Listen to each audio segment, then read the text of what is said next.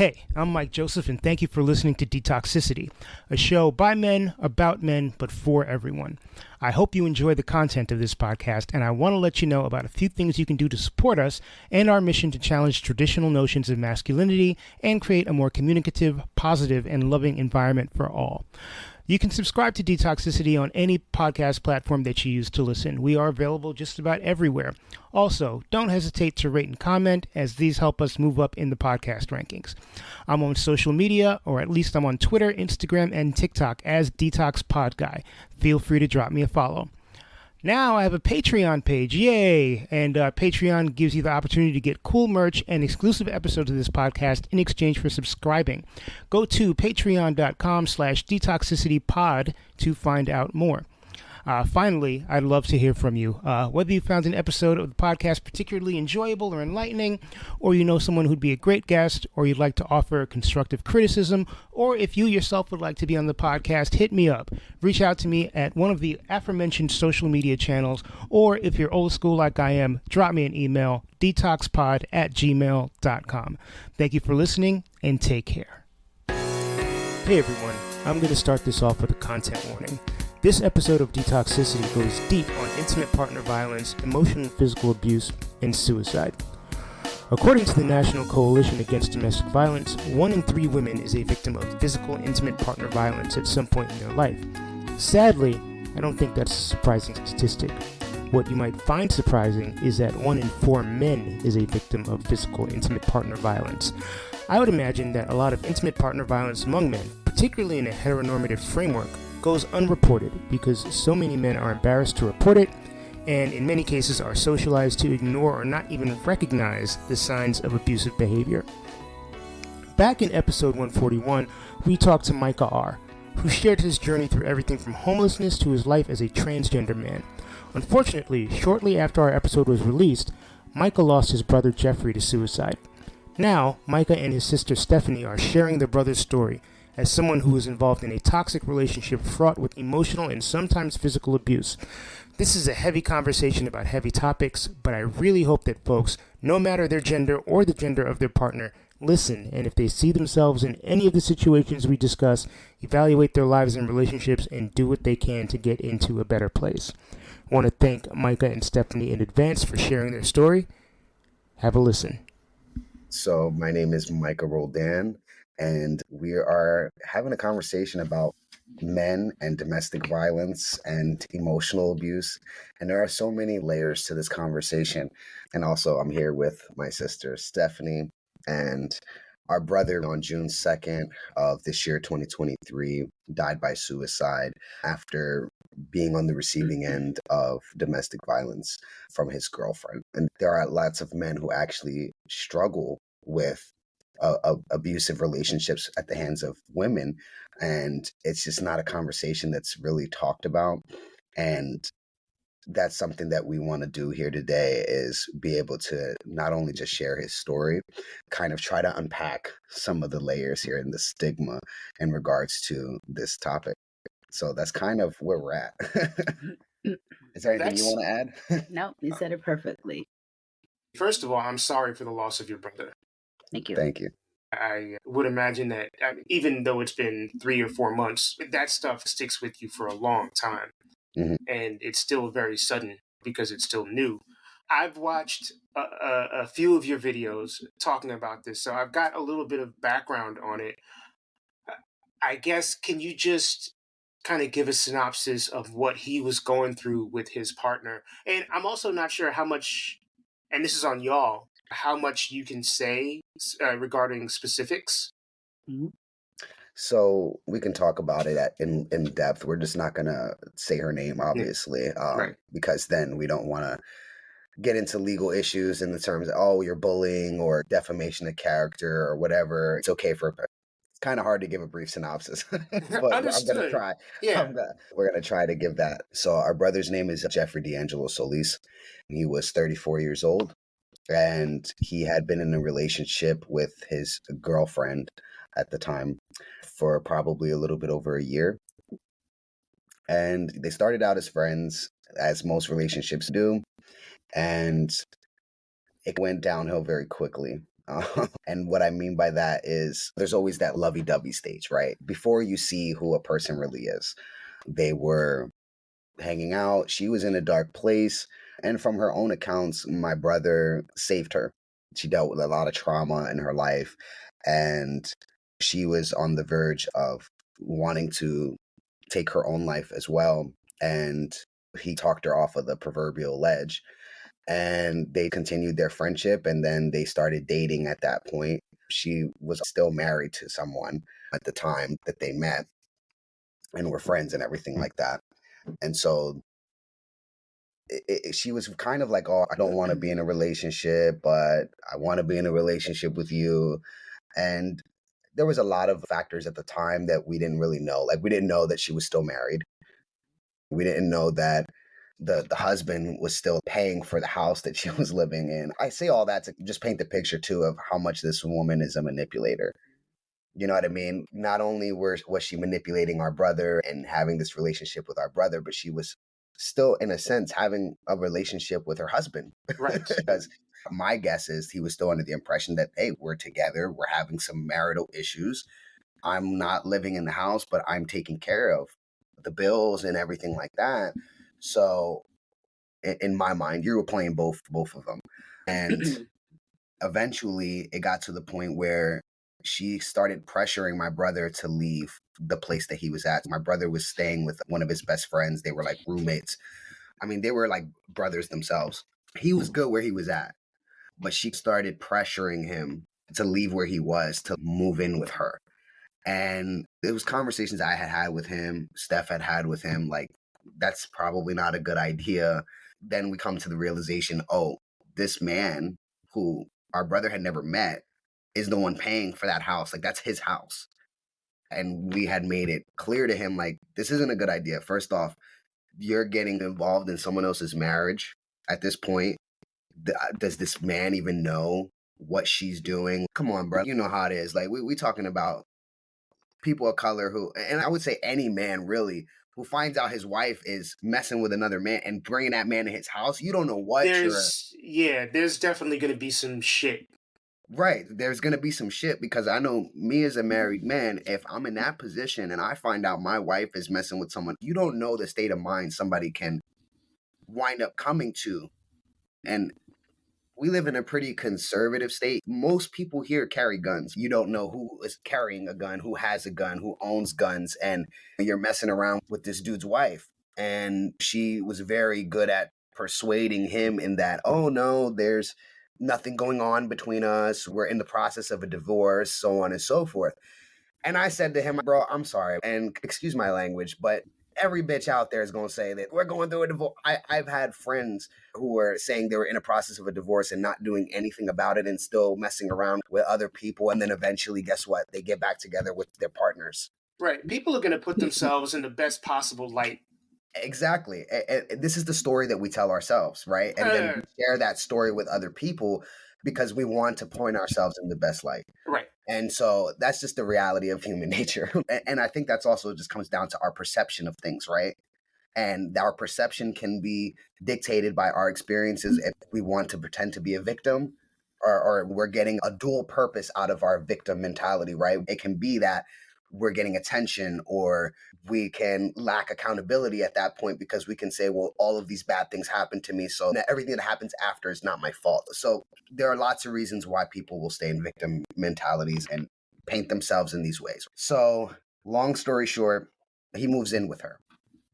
And it was a lot of pressure on him that Stephanie and I quickly realized, like, this is becoming toxic, because it was like, she didn't want him to work. And she told me this as well. If he does work, I want him to be at a job that, like, basically I can monitor him. What?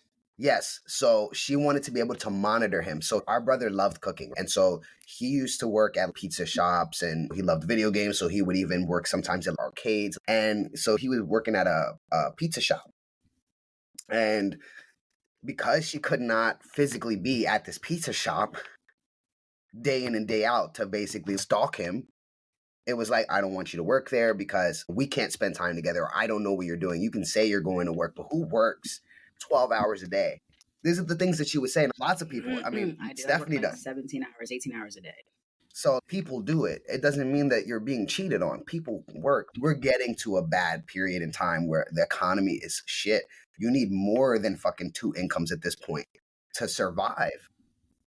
We're a perfect example of this. Stephanie here, she works 2 jobs, right?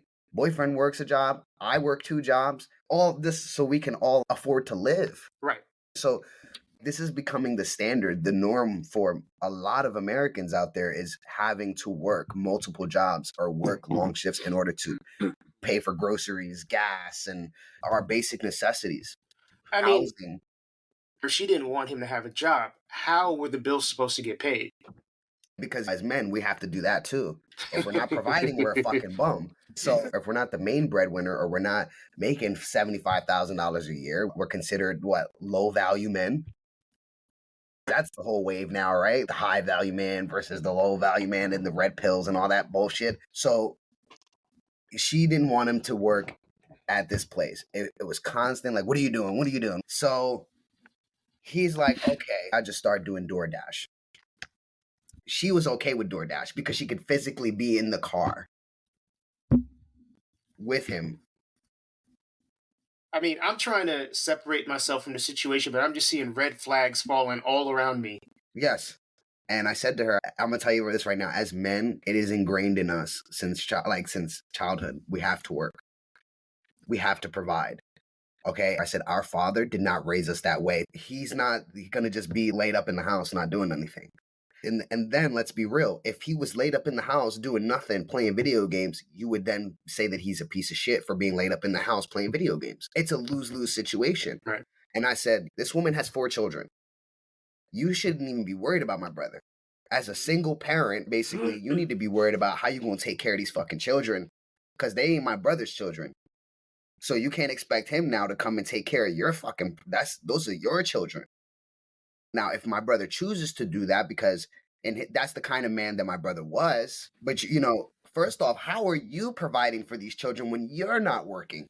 Make it make sense. My brother's dick ain't gold. You know what I'm saying? I told her that straight up. You worried about my brother. Why don't you get a job and take care of your fucking responsibilities? This woman's almost 40. You are a grown ass woman. And you have no job. No financial security other than, I guess, your husband. He's not my husband. He's your fucking husband. You're legally married to that man. That's your husband. To clarify, to go back, were there divorce proceedings in place or she was legit still married? She claims that they were going to get divorced and the process was starting, but she really wasn't doing anything. She was just trying to reap the benefits of being married to him still. Good God. This is why we're not saying her name, because some of this is hearsay. But from what we've heard, I guess she made the husband leave because she started making claims that he was molesting the children. Oh, boy. Okay. I'm not going to sit here and say, oh, that's a lie, because I don't know. We heard these things from her, but then when we actually sat down and had a conversation with her children, it was like, that's a lie, that's a lie, this didn't happen, that didn't happen. Her own children were like, we don't want to be around this woman. Good God. Okay. So I'm assuming that you had conversations with your brother like, yo, why are you involving yourself in this situation? Oh, absolutely. If you watch the live stream that we did over on YouTube, we actually put out some of the audio conversations that Steph had with him, where he clearly details, she goes through my bank statements. She wants my bank account information. She goes through my social media. She goes through my text messages. She goes through literally everything. And if you look back on that live stream, Stephanie says, that's not healthy. She does not need to be going through all of your stuff. That is not okay. And you can hear it in our brother's voice. He sounds so defeated. He's like, yeah, I know, but I just keep hoping that she's going to change or things are going to change. And that was just one of many conversations. There was a time where I had FaceTimed him. This was probably like 6 months ago now at this point. Me and him had a FaceTime conversation. And he said, hold on, let me go outside. I could see her in the background. I wish that the audience could see this, but I'm just going to try to paint the picture. You know how for iPhones, it can blur the backgrounds on your FaceTime? Yeah. You could see the little blurb of her head in the right corner of her trying to be nosy, like who you talking to type thing, because he had me in his AirPods, so she couldn't actually hear who he was talking to. And so he goes, hold on, bro, let me go outside. And I'm looking, and that was the first time I had actually saw it in action. I said, bro, I can't have a conversation with you. And he was like, nah, let me go outside. So she's like, I can hear in the background, where are you going? He's like, I'm going to go outside. I want to have a private conversation with my brother. But why you got to go outside? Because I want to have a private conversation. This is him. I want to have a private conversation. It's literally Micah. It's my brother. And he turned the phone around and showed her that it was me. And I'm just like, hi. And then she switched up. She was like, oh, hi, Micah. How are you? I'm like, hey, I'm good. What's up? I'm going to have a conversation with my brother. Okay, yeah. He goes outside. We're talking. And I said to him, that's not healthy, bro. No. That's not normal. We have been on the phone now for 10, 15 minutes. Have you seen Damaris, my wife, at any point be like, who you talking to? What are you doing? People who are trusting of each other and respect each other and honor each other, they don't be in each other's shit like that. You have to trust that your partner is being honest with you. If you can't trust that, you have nothing. Yeah, if you can't have a private conversation without your partner, and it doesn't matter your gender or the gender of your partner. If you can't have a private conversation with someone else without your partner looking over your shoulder like, who is that, and trying to monitor you and track you, you are not in a healthy relationship. Period. So I said to him, why are you still with her? Why are you doing this? And he's, nah, bro, she's a good girl, man. She's sweet. She's really been there for me, really trying to help me out. I said, oh, bro, how? You quit your job to be with this bitch 24/7. And I'm not trying to offend other people out there, but she's being a bitch. I'm sorry. You're acting real cunty. Okay? That's not normal, bro. That's not normal to be with somebody 24/7. Nope. Does she wipe your ass when you go take a shit? Does she lift your balls to clean? You know what I mean? What are you doing? I said, we've been on the phone for 10 minutes and she's already interrupted us twice. And so she kind of switched the subject, So I'm starting to go into therapy and we're talking about therapy. And he was like, I don't know why you do it. I don't know how you do it because I don't feel like it's working. What's the point? I'm talking about the stuff I already did. What does that do? And I said to him, bro, it takes time. It's going to feel weird. And it does feel kind of pointless at first. Like I'm just rehashing my life. But at the end of the day, your therapist is trying to get to know you. They're trying to understand you. Right. And the only way to understand somebody sometimes is to learn about their past experiences, because then you can start to decipher why they think the way they think or what happened to them that altered the way that they experienced the world around them. So I know it feels weird, but I promise you have to give it time. And he was just talking about how he missed our dad because our dad had passed away back in 2006. So he's like, I miss my dad. And I said to him, I get it. I do get it, bro. And I feel bad now thinking back on it because I wish that I knew the right thing to say. And I think that's another thing that we struggle with in our society. We're not all professionals. We're not all therapists. We're not all psychiatrists. Not that you need to be one in all situations, but I feel like in these situations when people are really struggling with their mental health, I feel like there has to be a standard that we can set as a society where these are the kinds of things that you can ask somebody or what you can say to somebody who may be experiencing that. Because in verbatim, I'm going to tell you what I told him. I was like, I know you miss dad. You don't think I miss him. I lost him too. I miss him too. But guess what, bro? You're 34 years old. I'm going to be 30 years old. It gets to a point where you stop blaming mommy and daddy for our problems, and we have to take accountability. We have to move on at some point. And you're doing what you have to do to move on by going to therapy and doing what you need to do. It just takes time. But we got to put our big boy pants on and do what we have to do. You need to get away from this woman, go back to where you were, and just go back to being friends. If that, because that woman needs fucking therapy too. And he was like, I'm tired of people telling me that I have to move on or I said, I'm not trying to be insensitive to you, but you have to have a point in time where it's like, okay, I have to take ownership of the way that I feel and what am I going to do about how I feel? Right. And, when I think back on that, sometimes I feel so guilty saying that to him because I feel like I was basically saying to him, get over it. But in the nicest way possible. Yeah, you know what I mean? There's two ways you can look at that. And I'm obviously a third party here. I don't think that what you said was particularly insensitive. I think it was real talk. And sometimes in a moment when people are hurting or suffering, they're not necessarily in a space to hear people who are coming from a very real place. Mm-hmm. The reality is that the stuff that happens to us when we're younger carries through to our entire lives. We deal with that shit until the day that we die. But there are ways to get help for it and learn to deal with it better. Mm-hmm. And that's where the therapy piece comes in. So I think ultimately what you said was absolutely right. But everybody takes things different, and professionals don't always have all the answers. I've had some wild shit said to me by people that work in the mental health field before. The sad thing is that nobody has all the answers, and people are Mm-hmm. always going to say things that are taken the wrong way but are meant with good intentions. So I certainly wouldn't blame yourself for anything. Ultimately, when someone makes the decision to take their lives, it is their decision. Mm-hmm. Obviously, it's more complicated than that one sentence can say, Mm-hmm.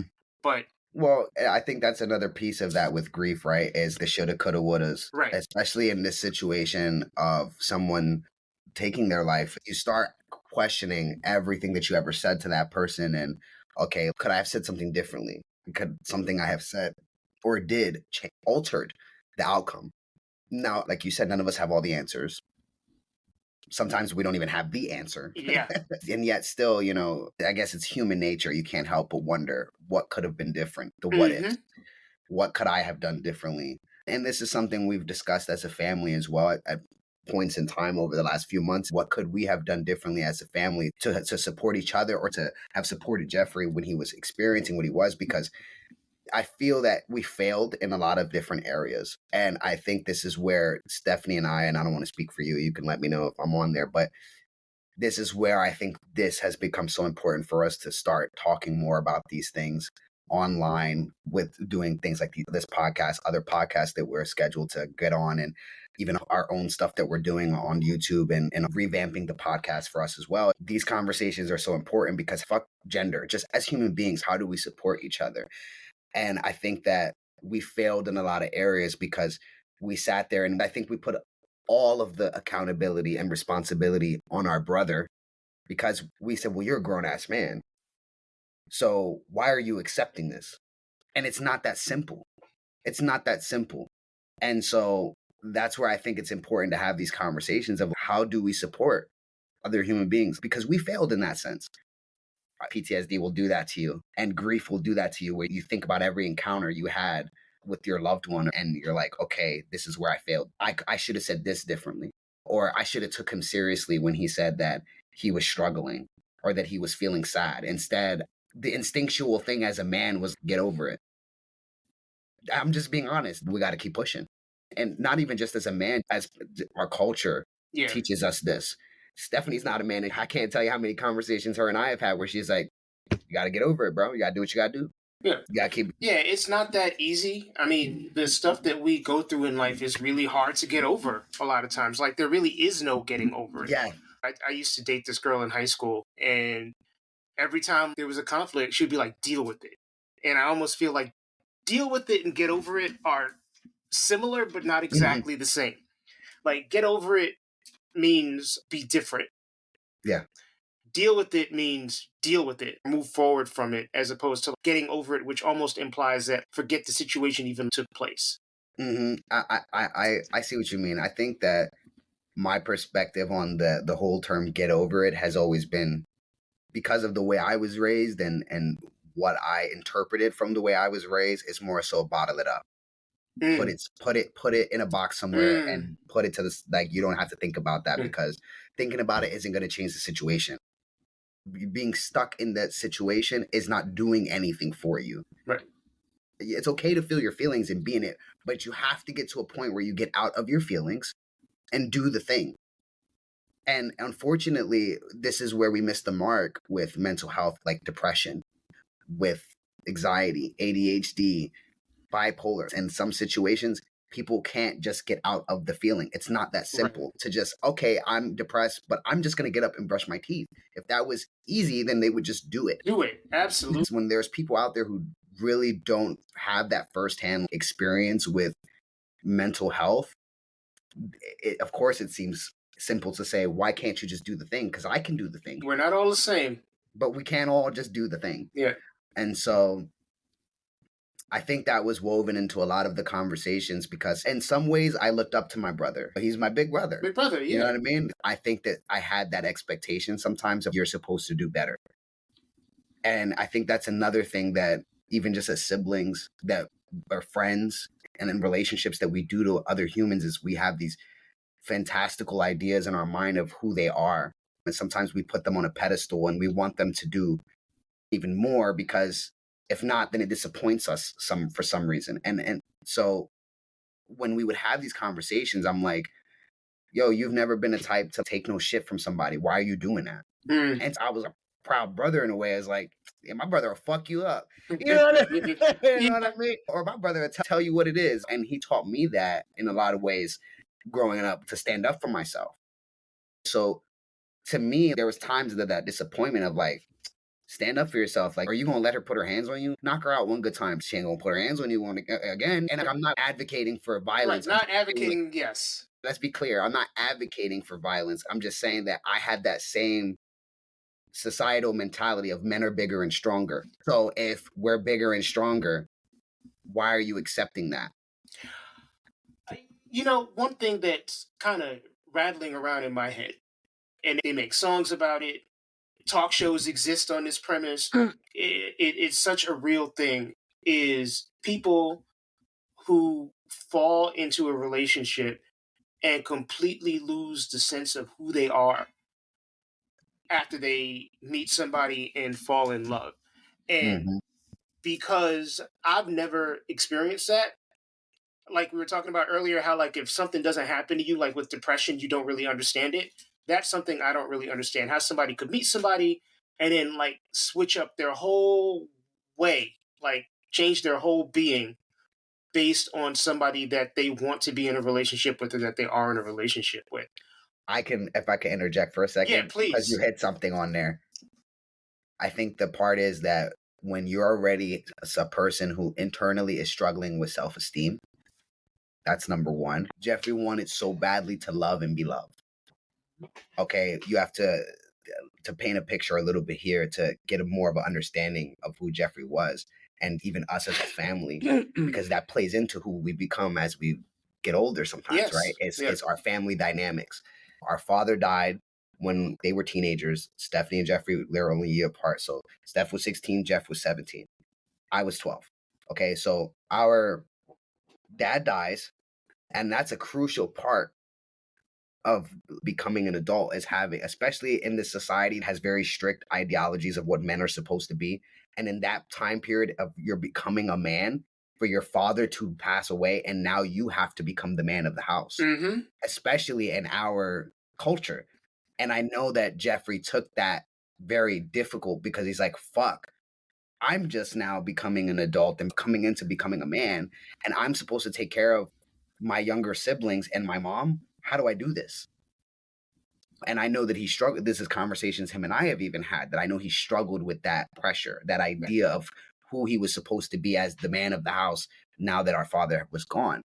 So you have that ideology. Then our mother wasn't very nurturing. You know, I'm sure she loves us because she's our mom, and I'm sure that there's some type of maternal drive there to love your offspring, but Maybe. In some, not all situations, we'll say that. Yeah. I can say, knowing our mom, I know that the love is there, but she's also someone who has dealt with a lot of unresolved trauma. And so, like we've talked about before, hurt people. And it's not intentional. That's what you know, and that's what you think is normal. Or we talked about this, getting our ass beat as a kid, and well, their parents beat them, so they think that that's what you're supposed to do, and so on and so forth. They don't understand that they're dealing with damage from the way they were treated and then passing that damage on to the people that they're supposedly treating the same way. Right. And a lot of people will think about it like, well, my parents loved me and they took care of me, and this is how they showed me love. So in turn, this is what I guess I have to do to show somebody love. It's normalized. And so you have that factor of our mom. And then you also have to take into account, we lost our father, she lost her husband. Right? So she's dealing with that and trying to still take care of 3 kids that are in the house.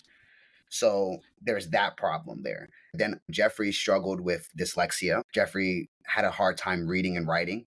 He wasn't a dumb person, but he had his difficulties in learning. So that's an insecurity, right, in and of itself, because he was insecure about the fact that he struggled so much to read and write. Didn't graduate high school. Not that that always has to be the thing, but just from like our standards. Yeah, I mean, Okay. the reality is that if you don't have a high school diploma, it's hard to get a job. That's just facts. Right. So I say all of this to say that you have a person here who is struggling with their self-esteem, their self-worth. And then they meet a person who tells them they're great and amazing, but if you just did this, you would be better. Mm. And the goalpost is constantly shifted. And so you're constantly trying to strive basically for a standard you're never going to be able to meet, because the person's always going to change the goalpost. First, it was, I don't want you to work in a place where we can't spend time together. I want to be around you all the time. Now it's, well, I have trauma with my past relationships, or I don't trust you, so now I need to see your phone. Oh, but everything would just be great if you did this, if you didn't talk like this, if you didn't do this, if you didn't do that. Do you see what I'm saying? And it snowballs. And I think that's the piece that a lot of people miss, kind of like what you were saying. How can you change your whole being for this person? And I've been in that situation in a past relationship where I was changing a lot of who I was to fit the mold because I wanted so badly to be loved and to love someone. And I didn't feel good enough to just be loved as I was. We can always all improve. There's nothing wrong with improvement. But in this scenario, you have somebody who's basically saying, you're not good enough. But if you do what I tell you to do, you'll be good enough. That's hard to pass up on. So I feel like this was a perfect storm, because now here you have this woman who's saying, I'm going to love you and take care of you and be here for you and blah, blah, blah, in the way that a man wants to be with their partner, or anyone wants to be with their partner.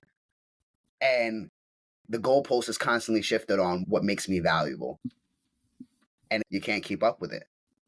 I mean, it makes sense to me that somebody who has low self esteem, plus somebody who is dealing with their own issues, but also is emotionally manipulative, um, and maybe on both sides didn't grow up with a great idea of what good relationships are supposed to be. Absolutely, right there.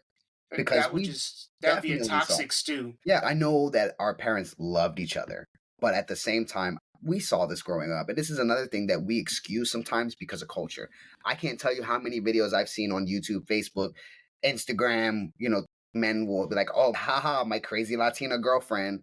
Oh, she slashed my tires. Haha, that's funny. Or, oh, she's smacking. I mean, I can't remember the couple's name. They're like, I guess they're famous on social media.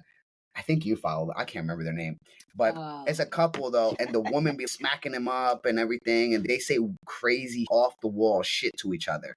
And you'll see people in the comments like, haha, that's so funny. My girlfriend's like this. And then you'll see some sane people who will be like, No, this is not normal in a relationship. And then you'll have hundreds of people come to that couple's defense and say, well, that's how their relationship is and it works for them.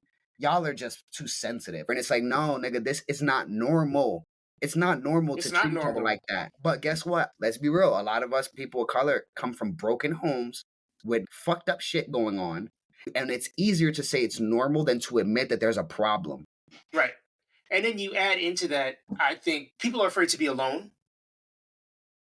The way that our society is set up isn't really geared towards people living alone. I think Mm-hmm. people who live alone struggle financially or what have you. Mm. And there's also this societal narrative that says you get out of high school, you get out of college, you're supposed to find your person and be with them for the rest of your life. And unless you have the internal whatever it is, I don't think it's intelligence. I just think it's an internal thing that makes you question like why these things are so, then you're going to end up falling into that. And then also, if you get to a point where you're in your 30s and you don't have nobody, you're like, Mm-hmm. why? What's wrong with me where I'm not in this situation? So then the first person that shows you love or what you think is love or what you feel to be love, you're going to fall head over heels for and try to lock that up as quickly as possible. But then it sounds like your brother just got into a bad situation. Mm-hmm. And the sad part is that the more men that I talk to about this conversation, the more I find that men are actually dealing with emotional abuse and a lot of times can't identify that this is wrong. I should not be talked to this way. It's like, haha, women, ha. Right. You know what I mean? Like, that's just what it is. It's not a big deal. And then I'll have these conversations with some of these guys, and I'm like, do you think she would think it's okay if you talked to her that way or treated her that way? The standard seems to be much different for what's expected of how we treat women versus how women treat us. Right. And as I'm listening to your situation, I'm reversing the genders in my head. And I'm like, okay, if this girlfriend was a dude and your brother was a woman, that wouldn't fly even a little bit. Mm-hmm. So there is a double standard. And I think men are not very good at acknowledging or noticing when they're being abused. Mm-hmm. They're definitely not in a place where they feel comfortable talking about it, because then it emasculates you, right? Mm-hmm. Like, really? Your girl put hands on you? Your girl is manipulating you? Are you a real man? And I'm not saying that from a place of that's what I think, but that's what a lot of men would say. Right. That's what you hear, yeah. Right. Oh, yeah. Right. We had posted a short clip on TikTok, and literally you had women already that was like, why didn't you just leave? Or the detective himself, when we were talking about, look, we understand that our brother died by suicide. What we don't understand is why you can't prosecute her for the domestic violence that led up to what he did. Why is that something that we can't talk? And again, and this man who has probably been a detective, what do you say, 20 years or some shit, because that was somehow relevant. Well, everybody thinks that because they have experience doing something that they're the authority. Well, suicide is common, so whether he did it today or not, he would have probably did it in your house, your mother's house, anybody's house. Not true. 100% not true. Exactly. I'm like, we know our brother like the back of our hand. He wouldn't have just done it anywhere. That's not how it works. Right. I watched a video myself on what he did, and I'm just like, you had 12 minutes to get out the car to say something, and yet you told the detective, and I was catching him in lies here and there. She said she had 911 on speed dial. Well, why the fuck do you have 911 on speed dial when you could open your car door to be like, hey, listen, let's talk about this. Put the gun down. Let's not do this, to de-escalate the situation. And you could have texted us, called us, or whatever, to be like, hey, listen, your brother's about to do something real stupid. You need to come over here. This is where we're at. We have his location. We have all of each other's locations. We knew everything that was going on, but we didn't know to what extent what was going on. So the same way he saved your life, like you said he did, why couldn't you save his? And then to not do nothing. I want to say something too. I want to say that we can't have that mentality of we are in control of saving someone else's life. So I have to make that distinction because of the fact that at the end of the day, we are not the universe. I don't know what people believe in religiously, I guess, right? We're not the end all be all. But I can say that you can make an attempt. But we got to be clear because there will be someone out there that might. There's always going to be someone out there that's going to talk shit. Oh, you can't say this, you can't say that. I don't care about none of that. Again, if you see the situation firsthand and I see somebody that's attempting to try to hurt themselves, I'm going to do whatever I can to stop that, mm-hmm. Right? You're still giving that few minutes to be like, they're going to think, you know what, maybe this is not what I want to do. Yep. You didn't even do that. So that's the problem that we have right there. You sat there the whole time and you watched it happen and then came out the car and decided to call 911.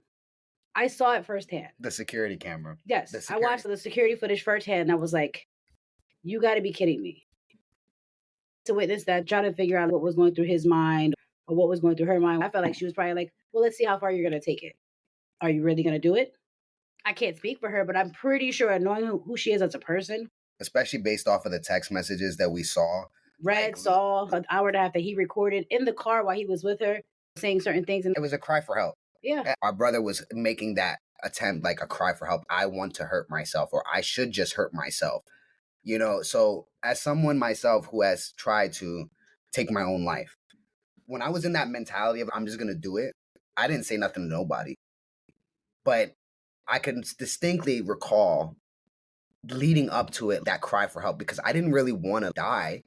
I wanted the pain to not be there. To her go away, right? Yeah, I just didn't want to feel the way that I did. And as someone at the time who really, really struggled with my self-esteem, I needed to know that somebody cared about me. Mm-hmm. And if I would have known that in those moments somebody cared for me, I wouldn't have.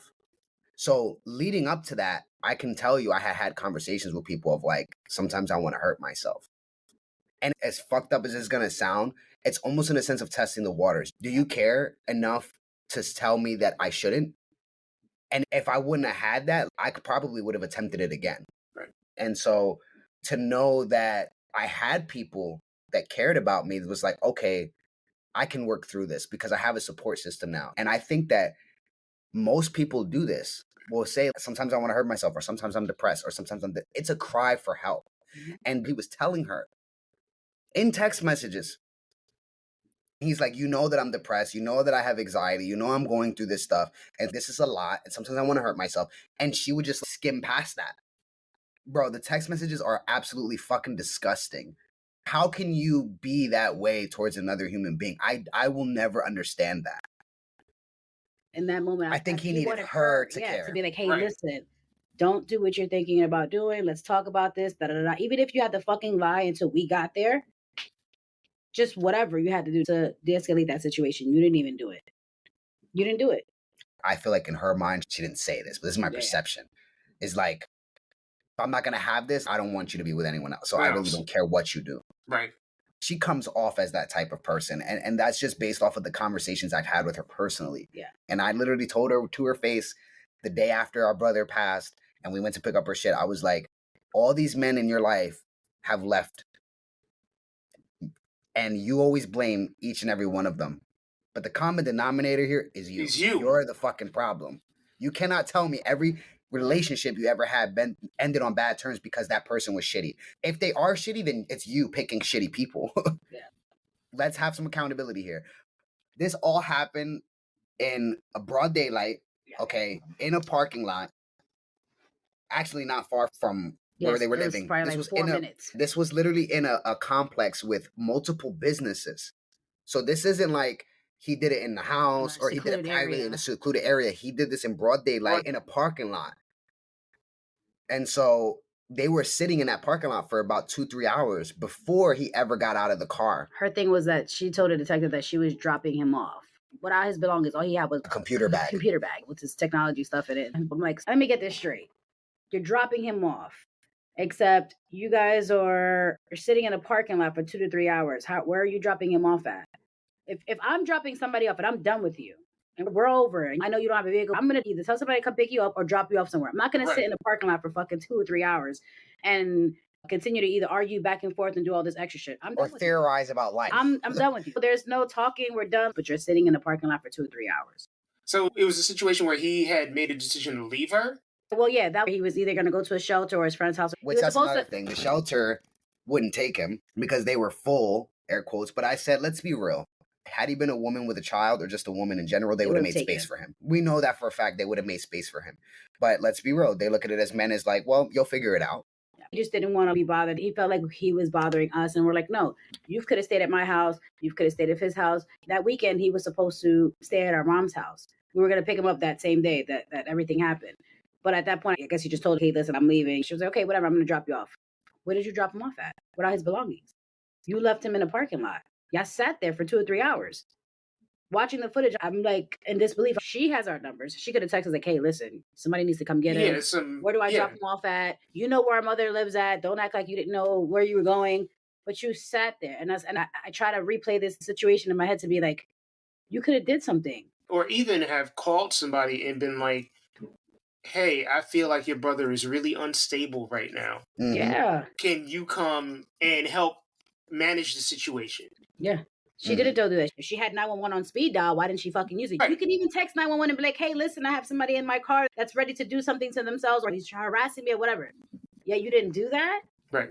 This woman said that she worked in the medical field too. So after everything happened, you didn't check his pulse. You didn't even help him. You didn't even check to see if he was CPR, still moving. Nothing. No, nothing. It was a random passerby. 2 cars that were passing by that watched the incident that came. I watched the video. 2 cars pulled inside immediately. She came out and she looked over him. She was on the phone with 911. And I have everything documented. I work for law enforcement. So I have the log. I see everything. Like, oh, hey, I think my boyfriend killed himself. He shot himself. Does he have a pulse? No, I think he's dead. He's not moving. His brains are on the floor. His brains are splattered on the floor. Bitch, you didn't even check to his pulse. So a random stranger had to come inside, pull to the side, move her away from his body, check him to see he still had a pulse. He still had a pulse. He's moving his fingers around. So you're telling me that was wasted valuable time. Right. Even if you couldn't just apply pressure to the wound or nothing like that, I would think first instincts that you're going to go and help. No, you didn't do any of that. So it makes me think sometimes you're a sick person. I don't understand that type of thinking because that's not me. I'm very much the type of person that runs towards danger. I've had situations where I heard my neighbors arguing and I heard the woman saying she couldn't breathe. And I immediately put my motherfucking boots on. And my friends, bro, like, we don't know if they got guns. You don't know what they're doing. So we called the police. But I said, bro, what if she's over there getting killed? I'm supposed to just sit here and listen to this? Or when my mom had this stroke, literally the day after, not even 24 hours after, my mother had a stroke after my brother passed. And I said, if I wouldn't have been there, my mother would not be here. We would have had to bury our mother. We would have had to bury our mother and our brother in the same week.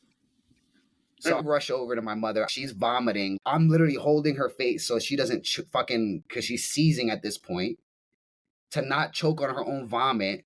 I got my wife calling 911. I'm right there the whole time with my mom, checking her pulse and everything. Luckily, I do know CPR, so I'm calling dispatch like, do I need to start performing CPR? And I don't even know how to explain it. I went into this weird place when adrenaline kicks in. It was like everything was moving in slow motion and I was focused. I had to disconnect from the fact that this is my mother and be like, this is a patient. This is a random person in the street. Yep. Now, granted, after the ambulance came and took my mother away, then I broke the fuck down and lost my shit. Right. But in the moment, I had to remain calm. Right. And I'm not a nurse. I don't have some type of crazy medical experience. I do have first aid and CPR training. You're a whole fucking nurse and do all this shit and you don't know how to check a pulse and apply pressure to a wound or make a tourniquet or fucking do CPR, something. Come on. Apply pressure to the wound. Stop the bleeding. So it's frustrating to hear that. And I can't understand that thought process. I have tried. How can you just stand and watch and do nothing? I've tried to understand that level of thinking. And my therapist says it's the fight or flight response, right? There's fight, flight, freeze. So it sounds like she froze. And I was like, how can you be a medical professional and that even be a response? Mm-hmm. To be a nurse or to be an EMT or to be a police officer, anything that is involved with the public safety and well-being, that should not be your motherfucking response in any situation, is to freeze. Right. I guess the question then becomes, was it a freeze response or was it just like a cold, kind of like, psh, well. Yeah, she didn't even attempt or anything. They were asking her if she did CPR, but she's just like, no, I think he's already dead and he's not moving. How can you know he's dead if you never check the pulse? When the EMTs got there, they were just like, well, he has a pulse. In a medical emergency, every second counts. Every second counts. I was just about to say that. And they got there immediately. They did whatever they could. So it's just like, you see it and you're watching the video. And I just couldn't believe it. From beginning to end, I was just like, okay, I have all these unanswered questions that will probably never be answered. And I'm asking the detective, and he's just nonchalant about shit. Like, unfortunately, we see this every day, and the relationship was toxic. It sounds like two people that were going through their own stuff shouldn't have been together. And then, recently, I had a coworker of mine kill himself because his son last year killed himself, and he's just going through a lot. I'm like, that's supposed to make me feel better? Right. Yeah. That's supposed to, what the fuck does that have to do with my situation right now? So this is just normal shit. We're not going to publicize it because we don't want everybody to start doing this to themselves, but we see it a lot. So I sympathize with you. What? No, you don't. What the fuck? What does this say about our society, though, that we just have become so desensitized to mental health, especially men's mental health? Because men are at a higher rate of... And this is a man telling me that, though. Yes. Like, he's just like... And that's what I'm saying. Believe it. Like, we are so desensitized to men's mental health. Because I spoke to another man who I got into a whole argument with about the same thing. He's like, he made a choice. He was a man. He could have overpowered her because when we started talking about the abuse that he was receiving, hot pasta being thrown on his body, she burned him. Mm-hmm. He was sleeping in puddles of water, barricading him in a basement. He was brushing his teeth in a washing machine because he wasn't allowed to go use the bathroom. He took a shower once a week, twice if he was lucky. Peeing in a bucket, shitting in a bucket. That's torture. That is torture. That's torture. You are dehumanizing somebody. She dehumanized him. And when I was having a conversation with another man who was in law enforcement for over 30 years that I know, and I haven't talked to since the last conversation because it really pissed me off. He said he could have overpowered her or he could have shot her. And he's like, how big was your brother? Why does that matter? It doesn't matter. It doesn't matter. And I want this to be something that we really need to address with men. Stop saying that just because we're men, we can overpower somebody. We can just kill them. Stop saying that, bro. Let's talk about the real issue. As men, we do not have mental health support. We're told to get over everything, figure it out, and women can abuse us. I was saying this on the live stream. As a transgender man, I have been in both women and men's bathrooms because at one point in time, I was received and perceived in the world as a woman. And you know how many times I've gone into places that they have pamphlets for domestic violence? Oh, if you're at the receiving end of domestic violence or something's going on, bring this pamphlet to the front or bring this little sticky note to the front and we'll help you get out. Shelters that are dedicated to women and children. Shelters dedicated to just women in general who are trying to get out of their abusive relationships. Do you know how many times I've seen it in a men's bathroom? None. Never. I haven't. Actually, I saw it once, and that's because it was a unisex bathroom. So there is no support for us as men to get out of these situations. We pretend like it never exists or it never happens, and we excuse women for treating us the way they do, and we laugh about it and say, aha, or we emasculate each other by saying, why you letting a bitch treat you like that? Why you letting a bitch talk to you like that? This misogyny harms us too. Right. The reality is there's so many things that could have changed what happened to Jeffrey. There are so many things that could have changed what happened to him. And people don't realize how insidious this emotional manipulation and abuse is. It's so much more insidious than being punched in the face. And that's the thing. She did that too. She punched him in the face, hit him and everything. And even in the last moments, there is a fucking video that our brother did that we shared some of. We didn't share the entire video because he shows her face in the video. Literally before he went and took his life. And in that video, he says, she would punch me in the face, but it's okay. It didn't hurt. It's okay. Like, it didn't hurt me. It did hurt you. Maybe it didn't hurt you physically, but it hurt you because you're sitting there thinking it's fucking normal. And it's not normal. If you are a man out there and you got a woman who's sitting there saying, fuck you, and this, that, and the third, and talking to you all crazy and get all up in your phone and in your bank and every single thing, it's not normal. It's not okay just because she's a woman. It's for her to treat you that way. There's so many different things in this situation that just need to be better, right? Mental health services for men have to be better. There need to be spaces where men who are going through situations where they are being mistreated or abused can go to get help. There needs to be a discussion for everybody about internalized misogyny, and there needs to be a discussion about relationships and what should be acceptable versus what should not be acceptable in relationships. And again, it doesn't matter what gender. If someone is looking through your phone, if someone puts hands on you, if someone emotionally abuses you, if someone throws shit on you, any of that stuff, it's not cool. And it's not for me to say everybody makes mistakes, right? Everybody does things that are out of character. But certainly if there's a pattern of it, how does the saying go? First time shame on you, second time shame on me. Mm-hmm. And the sad part is how many people can say that they were aware consciously of the emotional abuse, though. Especially like that. And that sometimes that's why it's so insidious, right? Because it started with, I just want to look through your phone. Yeah. And it escalates over time. A manipulator will allow you to get used to a certain behavior for a little bit. And it starts off small and then it escalates. And the thing is that people will say all day long, well, this person could have just left. How? There was no resource. There was no support for Jeffrey to leave. He had nowhere to go. It's not necessarily that he didn't have anywhere to go, but he believed that he didn't. He's like, I don't want to be a burden on my family to go live with them as a grown man. Right. He said, so I'm going to go to a shelter and I'm going to start over. But the shelter wouldn't take him in. A lot of shelters, they do require that you're working, that you're making an effort before they can give you help and resources, which I understand. But at the same time, when we're talking about a situation with domestic violence and emotional abuse, you have to understand, she had already isolated him from us because he was coming over less and less, talking to us less and less, because it was a problem if she talked to us or came over without her. She wanted to monitor everything he was doing. So think about that. You're isolated from your support system, number one. Now you have no finances because she won't allow you to work. Then his car broke down. And now he's like, okay, well, I need to get a regular job so that I can buy another car.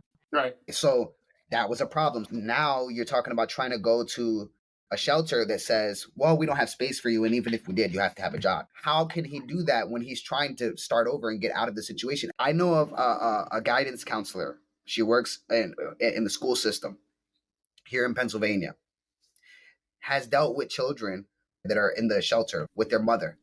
You know what they did? They put the boy by himself with grown men because they said, you're a boy, you can't be over here with your mother and your younger siblings. Once they get to a certain age, which is around that 12, they'll put you with grown men completely removed from your mother. So you cannot tell me that the system is not working against us and designed to not help us. It's not. And then all they do, sorts of fucked up shit. How many times do they just try to give us a bunch of medication for our mental health? Right. Instead of actually getting us in with therapists. A lot of times it's like, here's a pill. Which is why for most men that I talk to that are looking for therapists, I tell them straight up, don't go to a man, go to a woman. I know that sounds fucked up, but find a female therapist. Because a lot of times, believe it or not, they'll actually listen to you. I've been to male therapists. They tell me it's all in my fucking head. And here's a pill for that.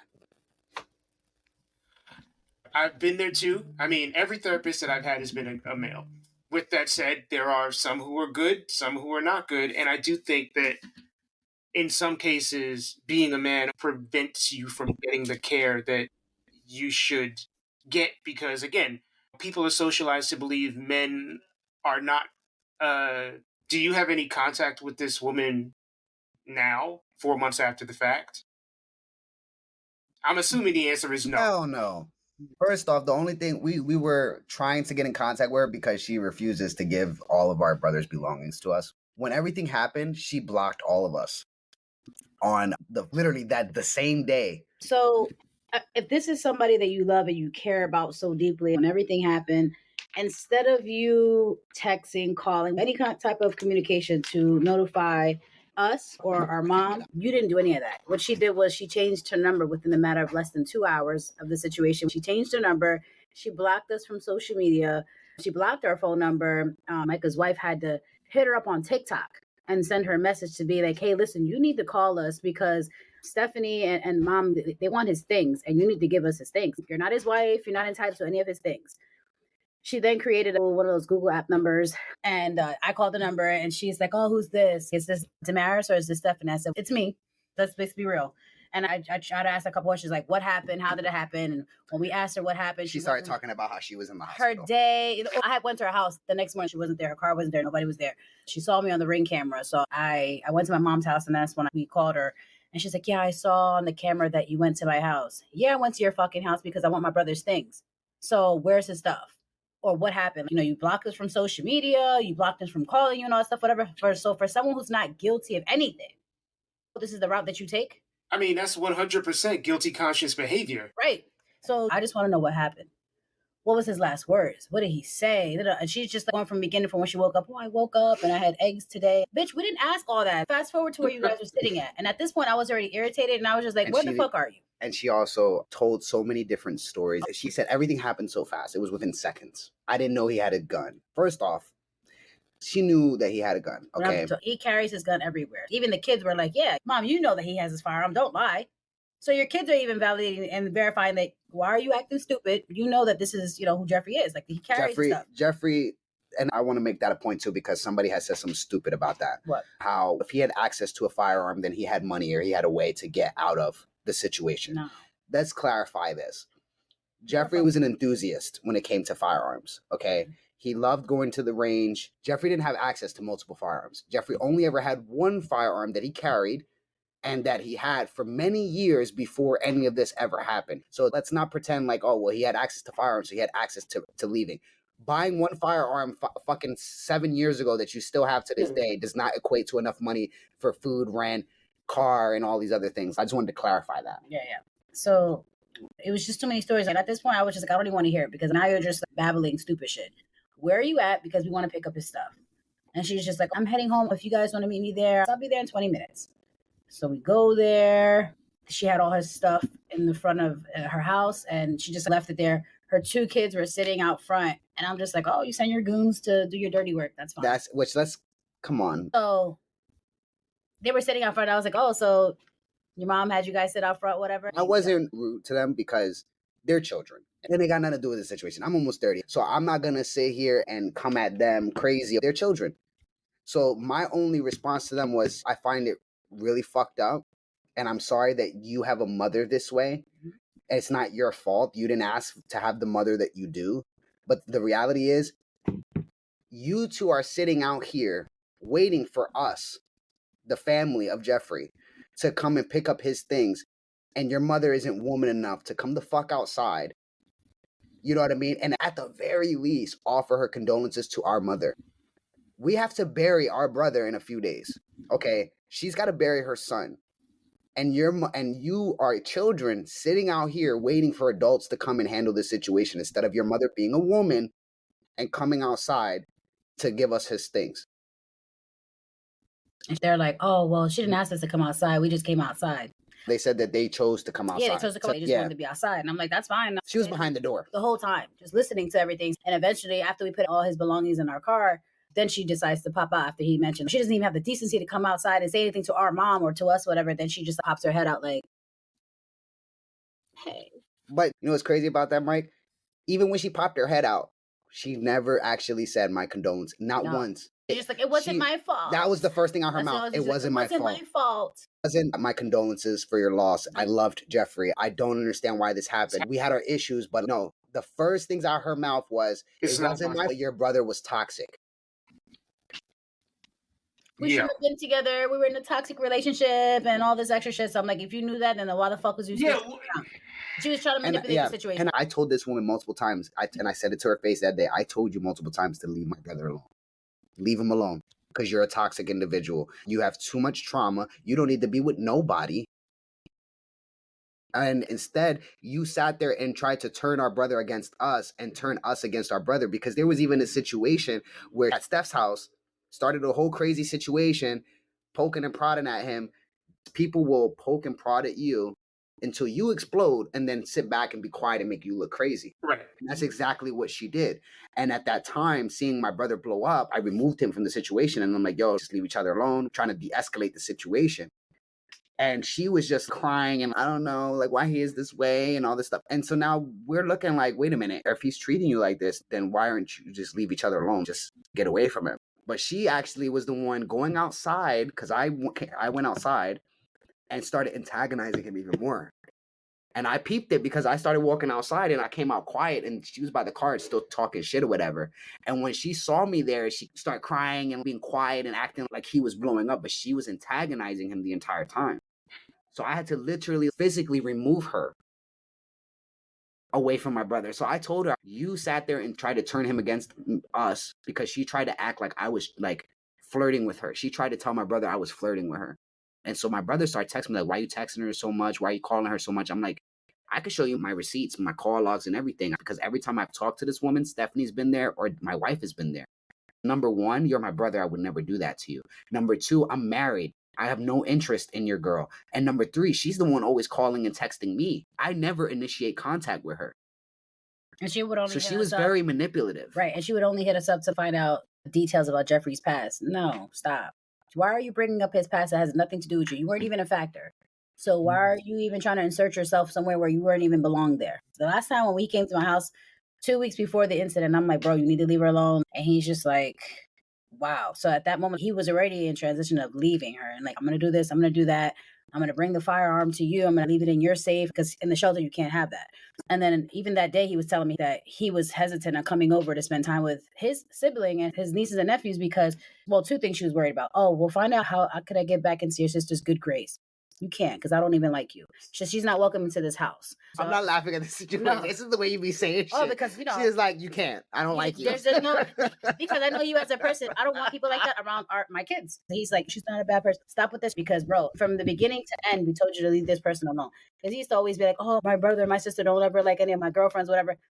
They give us a reason to. And we're showing you, and you see that. And then towards the end, you know that we're right. And it's not that we don't like them. It's the simple fact that we see a lot of things that you don't see because you're in love. Can't see the forest in the trees. Right. You can't see it. So I'm like, I want you to just to hear it out. You don't have to go for it, but just pay attention to the signs. There's no trying to get right with me because at the end of the day, if she's treating my brother like shit, why would I want you around us and my kids? So we had those conversations and then fast forward to everything that happened But just to say, oh, it wasn't my fault and your brother was toxic and the relationship itself was toxic and we shouldn't have been together.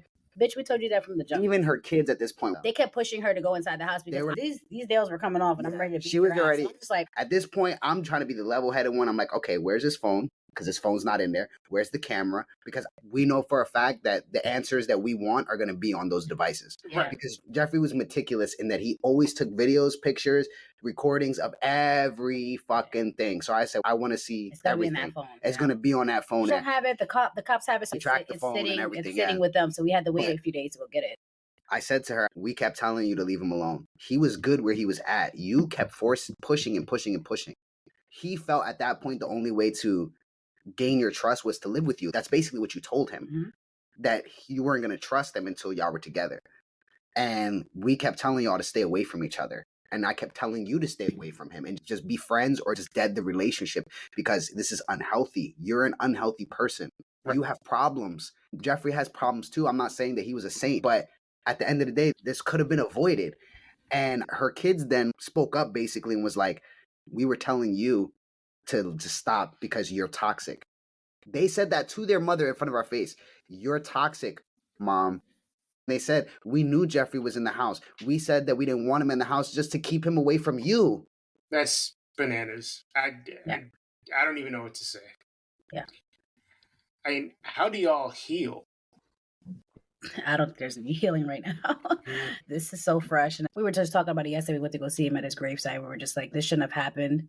We were supposed to all grow old with each other. We're supposed to bury our mom. I feel like there's an order to things. You know, I've always been a very traditional person in the sense of you're supposed to find a woman or find, you know, a partner and you marry them and then you have children with them and you grow old with them and they bury you.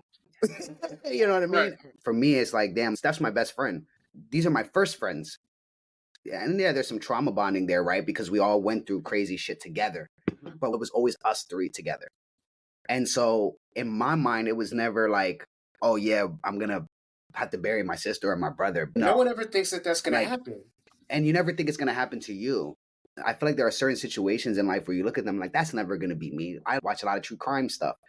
Like years ago, our aunt was murdered. We never thought that would happen to us. Our brother passing, our dad dying. We never thought any of these things would touch our lives. But you kind of expect it as the children that you'll bury your parents, but not your sibling. We're all close in age. She's only 4 years older than me. Jeffrey was only 5 years older than me. They're only a year apart. Not even like 10 months apart. So we're like Irish twins. So it's like losing him, I lost a lot.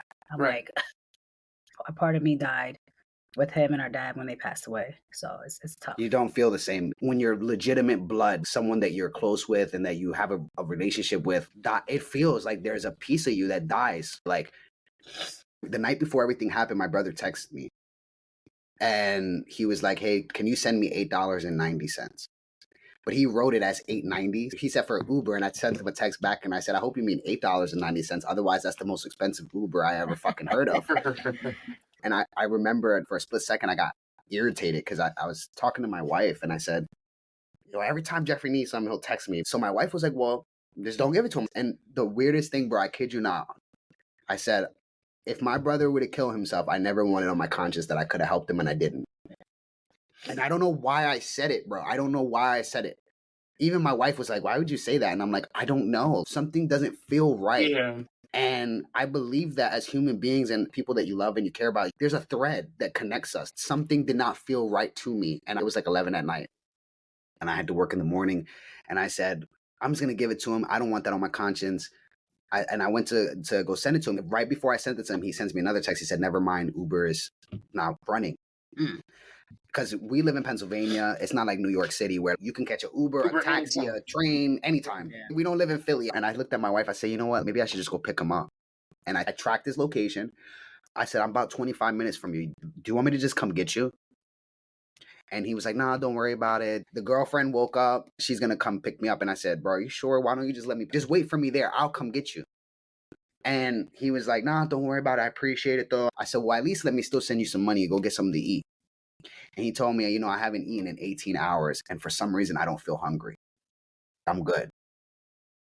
And I'm telling you, everything in my being was like, hey, my brother, right. Something's not right with him.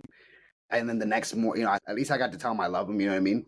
I'm like, I love you, bro. But be safe. I got you. And he was like, I love you too. Go get some rest. And I was like, I'm already excited because there's a movie called Hermano where he says, you're going to get excited, Pop. And he's like, I'm already excited. So we used to always say that to each other. So he just laughs at my text message. And then the next day, I feel like almost in a sense, the universe constantly was making me busy that I never had a chance to look at my phone and text him or call him because work got hectic. I'm getting phone call after phone call. I was getting frustrated. I was angry. I was irritated. We had gotten our first heat wave. So it was hot as fuck in my house and in my room. And I'm talking to my mom on the phone.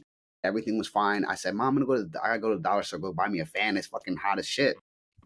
Me and my mom hung up the phone. 5 minutes later, she calls me back, and I thought she was just calling to talk because me and my mom do that a lot. I thought, oh, she probably just wants to talk some more. I'm call her back because I was about to get in the shower.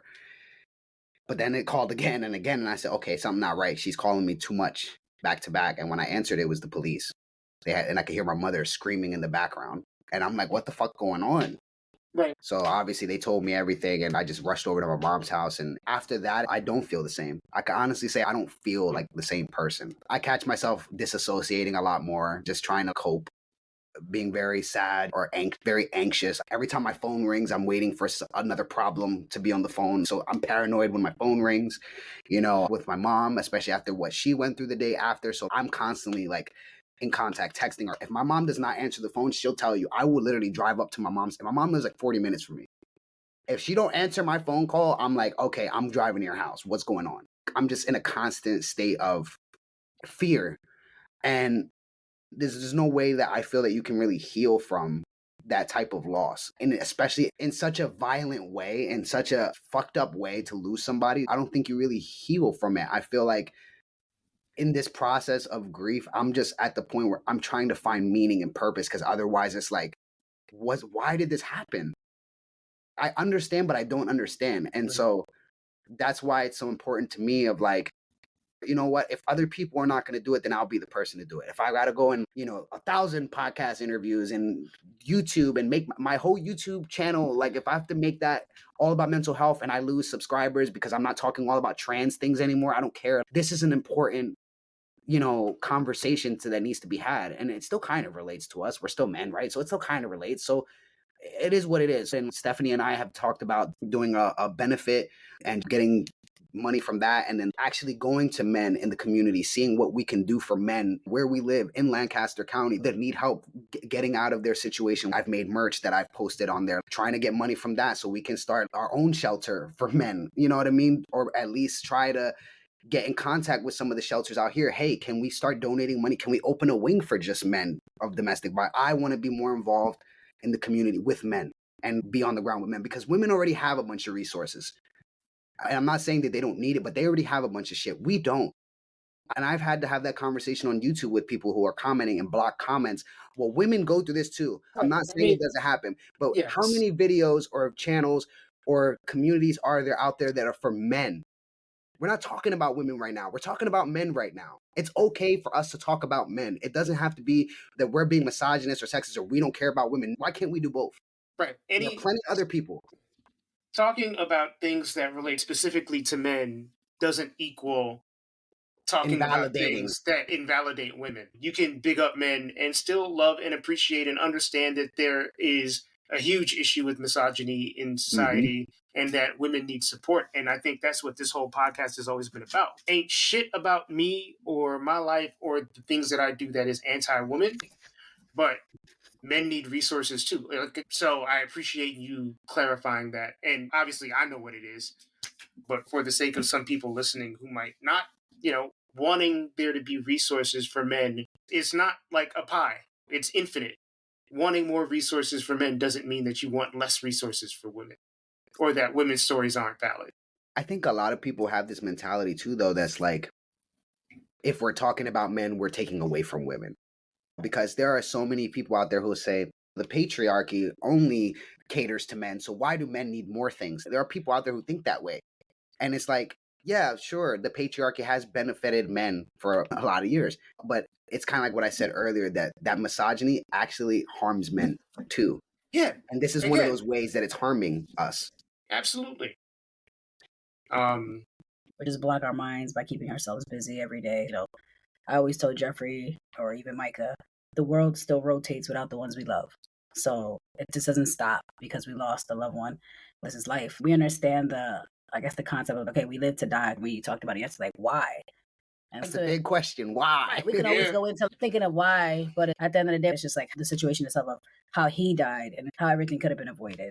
It sucks. It hurts. So I'm the type of, I can just, and it's not healthy, obviously. You brought up your emotions. Thank you for clarifying. It's not healthy. It's not healthy. I'll bottle my shit up and just be like, I'll deal with it my own way, the best way I know. Whether it be like, go throughout my day, do what I have to do, work, deal with the kids, deal with the household stuff, and then just have that 10 minutes, 15 minutes alone in the shower and cry it all out and then continue to do it. And it's like, again, it's not healthy, but you know what? That's how I can deal with my emotions and not lose my mind or freak out and go crazy. Then so be it. And I try to think of positive sides for me of feeling. It's like, okay, I have my kids, I have my family here and all that stuff. That doesn't mean that I don't care or Jeffrey's insensitive. The topic itself is insensitive. I have to figure out a way to continue to move forward with or without him. And it hurts, it sucks. And a lot of the first things are coming up, holidays and his birthday next month. So it's just like, we got to deal with it. And we can deal with it the best way we can, being there for each other, supporting each other. He goes to therapy and stuff like that. I share my therapeutic tools with Stephanie because she won't go to therapy. I have my own opinions about it. It's just me. I'm just like, let me do it in my way. I was just telling I have mental health aid.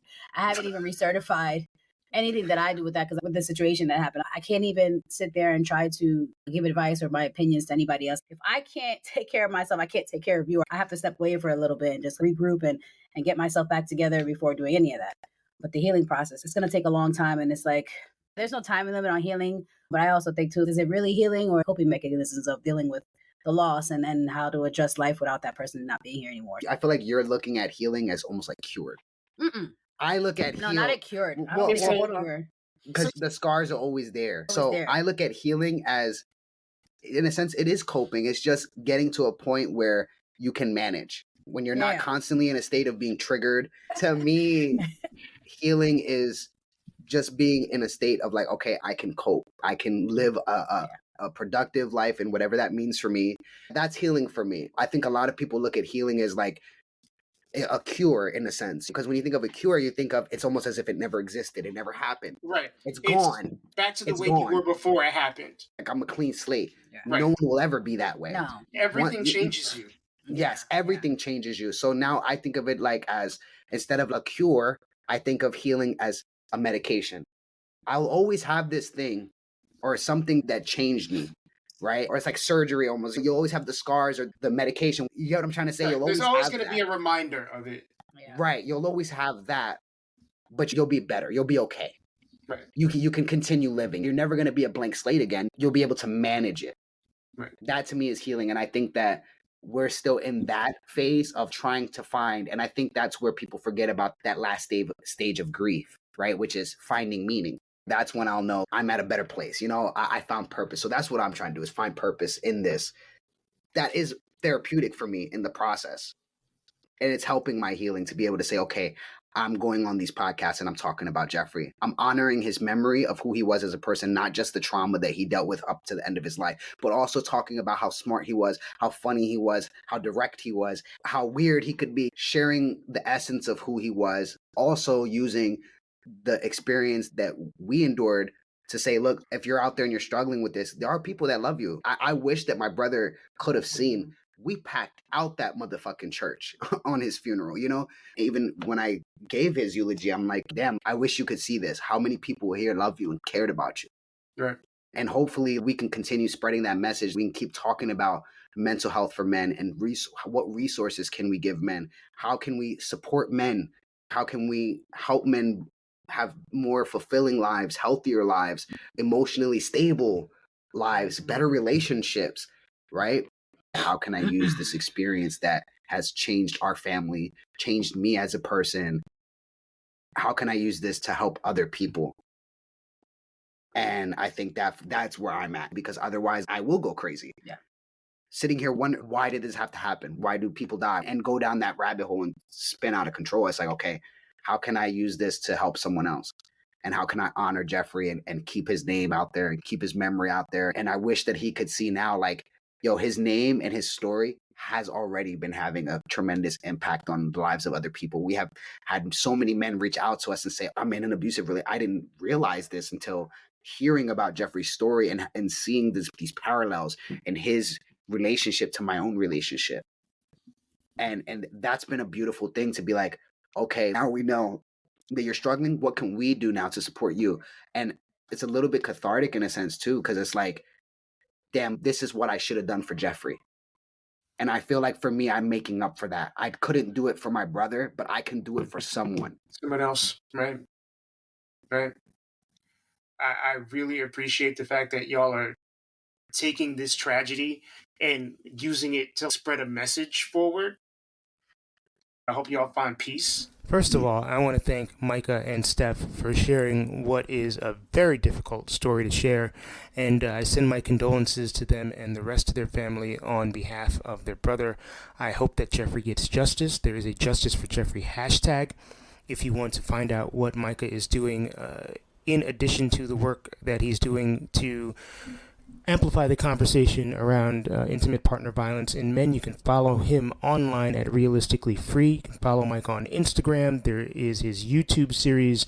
There are plenty of other things that he does. And once again, just shout out to you for sharing your story. And my condolences.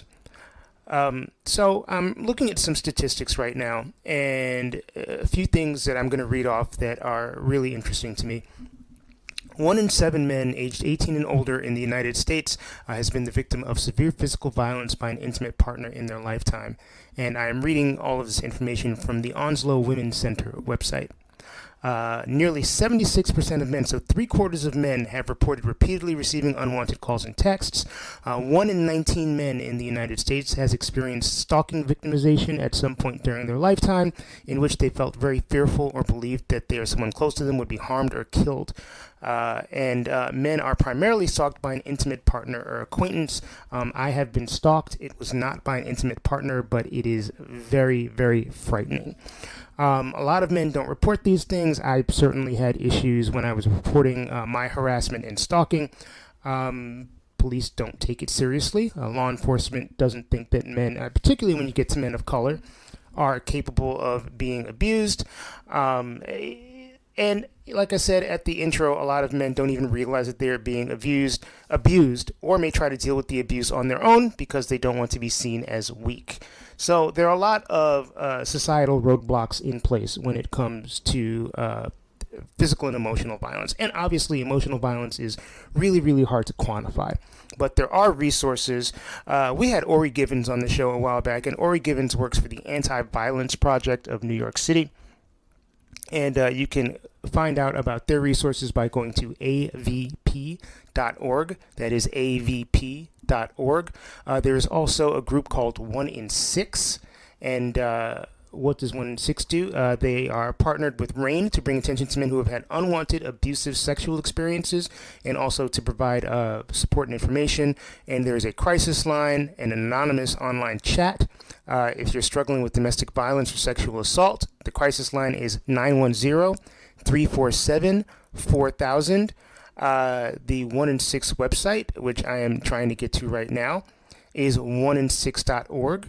You can get information, and you can read some survivor stories there. And there is also, of course, the standard anti-violence number, the domestic violence line. And bear with me as I Google here because I lost the screen. You can always call the National Domestic Violence Hotline, which is 1-800-799-7233.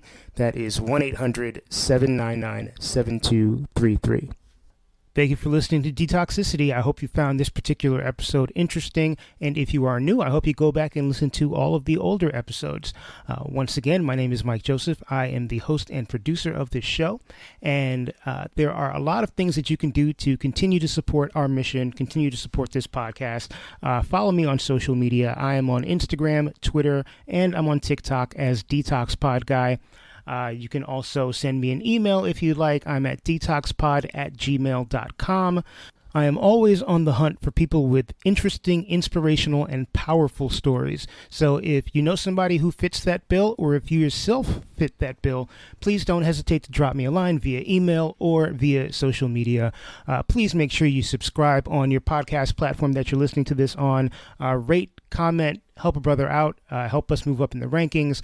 Follow me on social media. Like I said, follow our Patreon, or subscribe to my Patreon, actually. Patreon.com/detoxicitypod. You get access to exclusive episodes. You get episodes a little earlier than the general public. You get a cool ass sticker, lots of stuff. Once again, patreon.com/detoxicitypod. Quick shout out to Calvin Williams for providing the music and doing his magic on the logo, which was originally designed by Jacob Block. I thank you all for listening. I wish you all the best. Please take care of each other. Till next time, peace.